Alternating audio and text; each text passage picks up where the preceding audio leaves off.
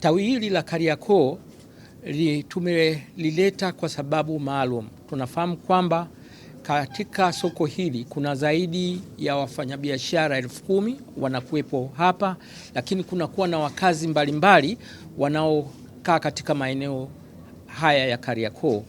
Katika watu wanaofanya biashara, afya ni kitu muhimu sana, na tunakuja na kauli mbiu Dokta mkononi mwako, linda afya yako, endeleza biashara yako Kariakoo.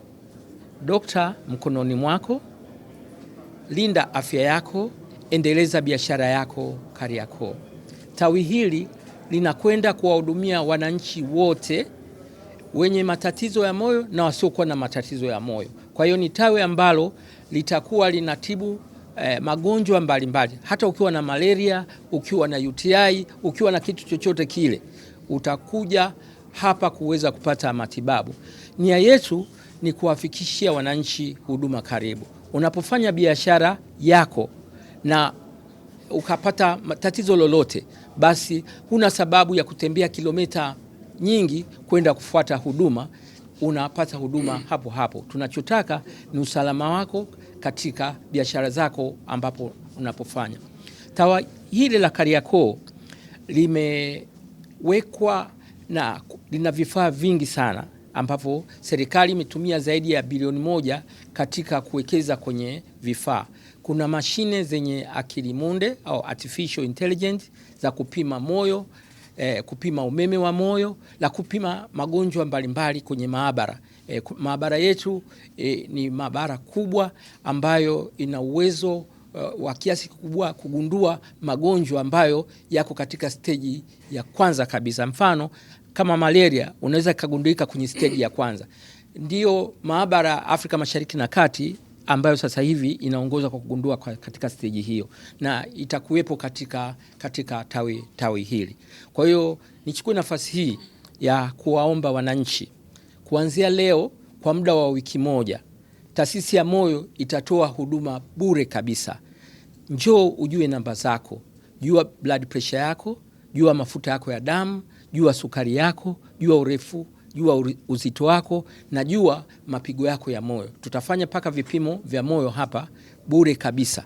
Kwa hiyo kwa wafanya biashara wa Kariakoo, kama mnanisikia mkiwa hapo chini, lakini na wakazi wote wa Kariakoo, kuanzia kwa muda wa siku 7 tutapima bure kabisa.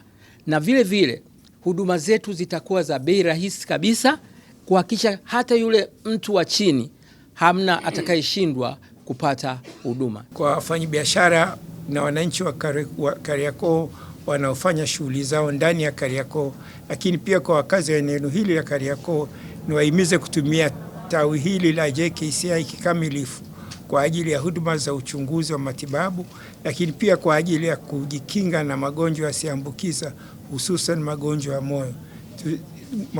ya moyo.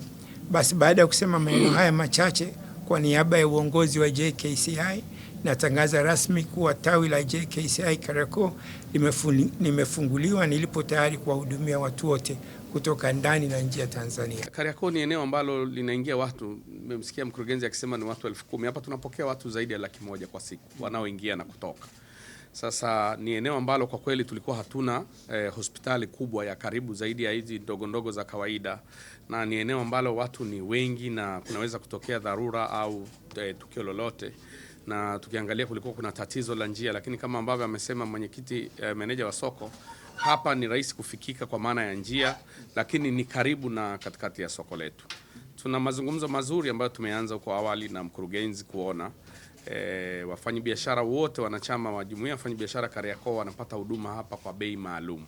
Na tumesikia bei hapa ni rahisi itakuwa ambayo inafikika, na watu wengine wamekuwa wakiangalia pale Muhimbili, akiona lile jengo analiogopa, anafikiri gharama ni kubwa, kwa wamekuwa waoga kufika. Lakini baada ya tangazo la mkurugenzi na sisi watu wa Kariakoo, ni imani yangu kwamba watu wote watakuja kupata huduma hapa kwa bei nzuri, lakini huduma kubwa na ya uhakika.